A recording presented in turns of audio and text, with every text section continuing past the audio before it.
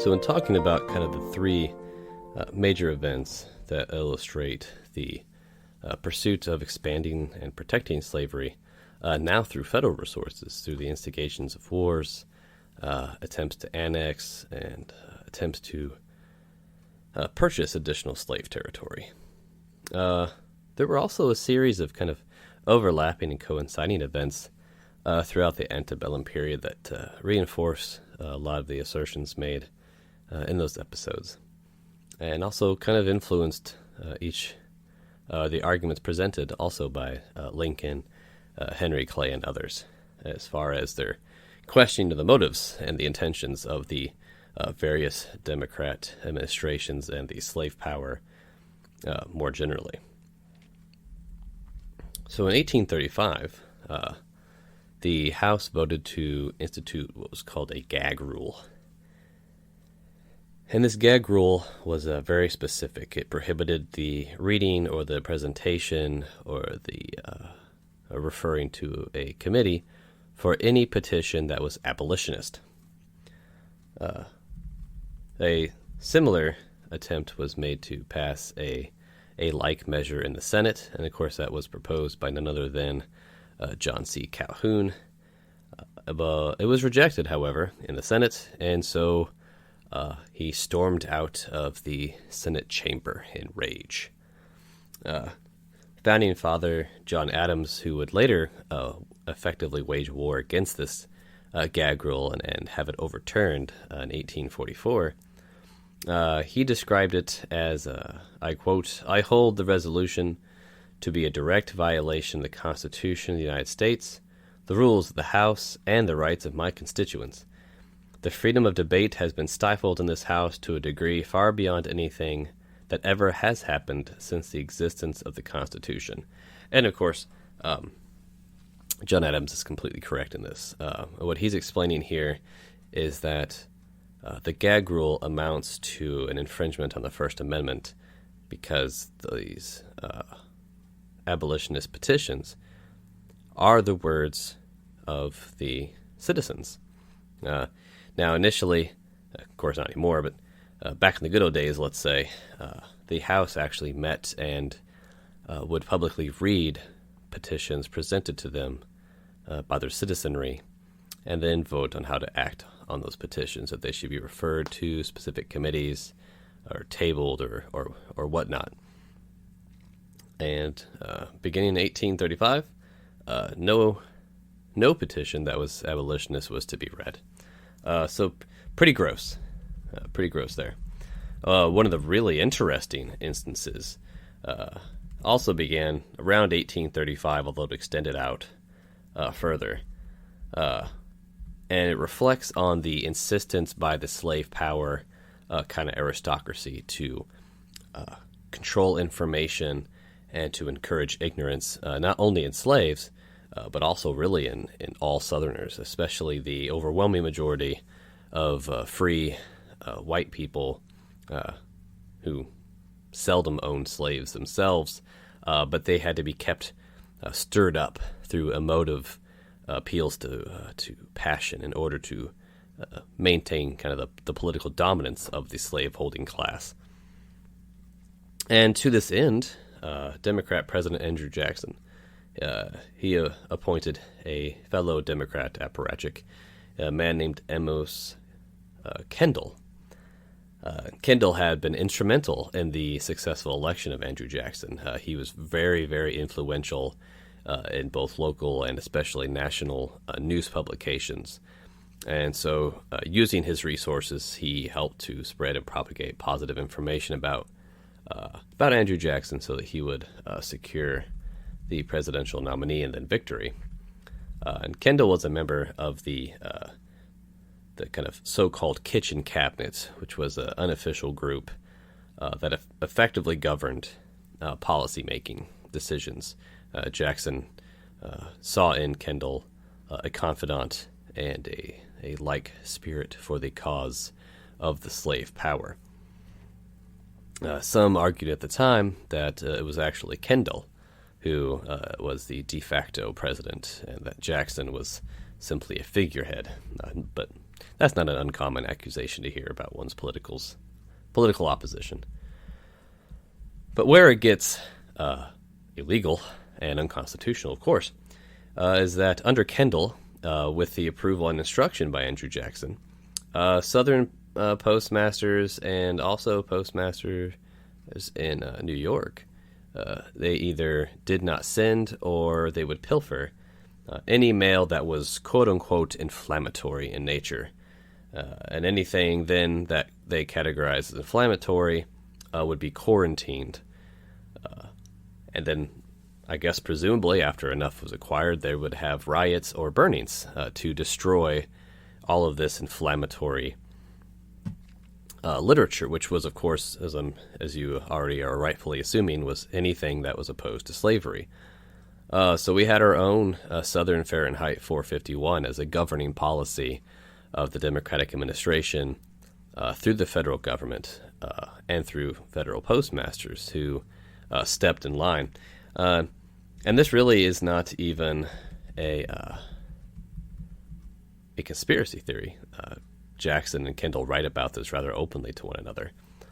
A particular event was the Charleston riot, for example, where Southerners burned huge swaths of anti-slavery literature, which also sometimes included books, by the way, so like Uncle Tom's Cabin, or other just actually rather brilliant books that I coincidentally reference and cite in the first and second volumes of the 1787 Project.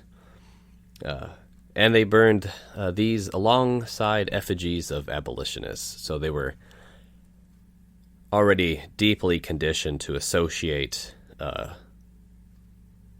guess, what back then would have been misinformation, though it wasn't, with abolitionism in general as being kind of a negative force. Kendall was rebuked by Northern Whigs, and that would eventually be Republicans, for these actions. And he and Jackson both simply expressed, hey, yeah, sure, we have constitutional things we're supposed to do, and we have the law or whatever, but slavery is far more important. And we have a duty to our states that supersedes the Constitution. So it just really echoes the state nullification arguments, even though Jackson himself was adamantly opposed to state nullification. But apparently he was not opposed to federal postage nullification. And in fact, Jackson referred to abolitionists as wicked monsters. He wrote to Kendall, who to affirm his support for the numerous actions, either refusing to send abolitionist literature, or if it was received in the South, for just simply burning it, throwing away, destroying it, what have you. He wrote, and I quote, "I have read with sorrow and regret that such men," he's referring to abolitionists, "live in our happy country. I might have said monsters, as to be guilty of the attempt to stir up amongst the South the horrors of a servile war. Could they be reached, they ought to be made to atone for this wicked attempt with their lives. But we are the instruments of and executors of the law. We have no power to prohibit anything from being transported in the mail that is authorized by the law. The only thing that can be done is what you have suggested, verbally, to the postmaster in the city, to deliver to no person these inflammatory papers." So this is the President of the United States saying that abolitionists, if he had his way, would be killed for daring to send abolitionist literature. It's a capital offense in his mind. And what's particularly interesting is in the letter he's saying, yeah, we're required by law to do this or that or the other. But that thing we talked about, wink, wink, just keep doing that thing. So we covered 1845, the annexation of Texas, also covered in 1846, the Mexican-American War. Then, of course, we had the events of Bleeding Kansas, going between 1854 to 1861, and again, the Ostend Manifesto in 1854. And then new to the table was the beating of Charles Sumner in 1856. So Charles Sumner was a Republican senator. He delivered actually a very eloquent and beautiful speech in which he highlighted the evils of slavery, its immorality, and called into question a lot of the purposes behind its perpetuation by Southern states. And in response, there was a Democrat rather, named Preston Brooks. And instead of arguing against the things that Sumner had presented, he attacked him from behind with a cane and beat him nearly to death. Now, this occurred, mind you, in the Senate chambers of the federal government of the United States of America. Now, one would think that even Southerners would decry such actions, that there's a certain level of civility that is necessary for a good government, of which that would be correct, and that's exactly not what happened. Instead, he received hundreds of canes from around the country, but of course primarily in the Democrat-controlled states. And it actually kind of coined a little hit phrase of sorts. Hit him again was inscribed on some of the canes, and this became kind of a boisterous cry for Democrats. The hit him again phrase would emerge later on in debates between Abraham Lincoln and Stephen Douglas as well. Anytime Douglas said something that the crowd felt was particularly poignant, they'd say, hit him again. And so that kind of became like a Southern rallying cry, which is pretty reflective, I think, of the overall social temperature of the time. Eventually, Brooks did resign. He offered an apology that wasn't an apology, and ironically explained that, yes, I had to attack him randomly and with the element of surprise and with a weapon, because otherwise he would have just crushed me with his hands, because he was much larger and stronger than the little angry man in Preston Brooks. Also in 1856, we have this thing called filibustering. Now, we understand that as a Senate procedure, but it was actually a phrase that applied to the use of private mercenary groups attempting to overthrow governments in Latin America to institute slave governments, which sounds terrible, but these attempts received the recognition and attribution of the Democrat National Committee, and sometimes funding as well. And this manifested itself especially after all attempts to attain Cuba were defeated. The Ostend Manifesto was made public, and that, as they say, the cleansing light of the sun chases away all shadows. So Pierce, still President Pierce, and the Democrat National Committee extended official recognition to the Nicaraguan regime of William Walker. He was a filibuster, and he had entered into Nicaragua and instituted a slave aristocracy like the South, or at least was attempting to do so. And this was not an isolated event, but it was one of the more high-profile ones. Again, the purpose of filibustering was to acquire slave territory, slave states. Ultimately, though, Walker was deposed and defeated. In fact, his position was so assured that Democrat newspapers and politicians were saying that they could not wait to vote for or to elect Walker as the first senator from the state of Nicaragua. So that tells you exactly what the purposes were. You invade, you overthrow, you institute a pro-slavery regime, and then you operate through the Democrat-controlled federal government to be adopted as a state, and as a consequence expand the representative power of slave states, and presumably to repeat that process again. So he was defeated. He did return to the States for a brief period, but then he decided to return to Latin America and again try to filibuster. This time, though, he lost and was executed, which, of course, was much to the mourning of Southern slavers. He was eulogized in just the most glowing terms you can imagine. It's pretty gross.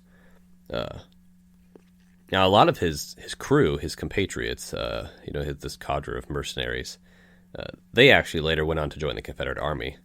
So it kind of shows a consolidation of purpose, I suppose, there. So this is, taken alongside the real high notes, the annexation of Texas, the Mexican-American War, and then, of course, the thwarted attempts at acquiring Cuba, illustrate this pattern, this growth in the Democratic Party that was referred to, actually, initially on the episode on Calhounism, that came to be the governing principle of the Democratic Party as it was founded. Was to protect slavery, did so through the use of federal arms, and also through the abuses of the federal postage, and among others.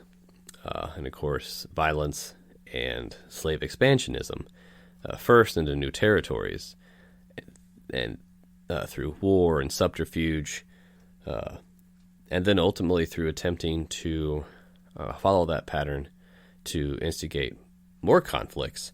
And then when that came to light, they began to endorse and encourage and support attempts made by private actors to do so as kind of a two-step process, hiring, essentially funding private military groups to try and overthrow and create pro-slavery regimes that would later become states. So this really brings us to kind of a clear elucidation of the Democrat Party in the antebellum era, leading up to the Civil War. And you notice a recurring theme of the fears of slave insurrections, and chief among these was the Haitian Revolution, which can also justly be called the Haitian Genocide, which will be the subject of the next episode, and probably one of the lengthier ones, and definitely one of the more disturbing. But it is vital to understand in the context of American history the effects of the Haitian Revolution on the domestic policies of the United States, and the looming fear of a Haitian-style slave insurrection in the southern states.